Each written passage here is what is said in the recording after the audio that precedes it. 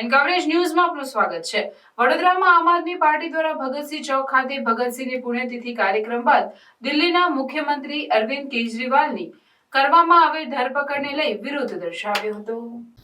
આપના રાષ્ટ્રીય સંયોજક અને દિલ્હીના મુખ્યમંત્રી અરવિંદ કેજરીવાલને લીકર પોલિસી કેસમાં ઈડી દ્વારા ધરપકડ અને ત્યારબાદ રિમાન્ડ મંજૂર કરવામાં આવ્યા છે, ત્યારે સમગ્ર દેશમાં આપના કાર્યકર્તાઓ દ્વારા વિરોધ દર્શાવવામાં આવી રહ્યો છે।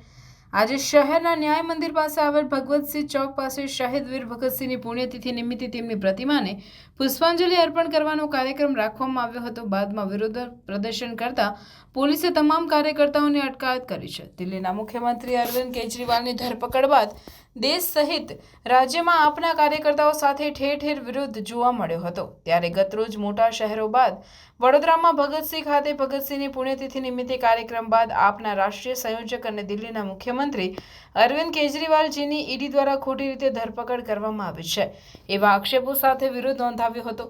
આ વિરોધને લઈ પોલીસે તમામ કાર્યકરોની ટીંગાટોળી કરી પોલીસ વાનમાં બેસાડી લઈ જવાયા હતા।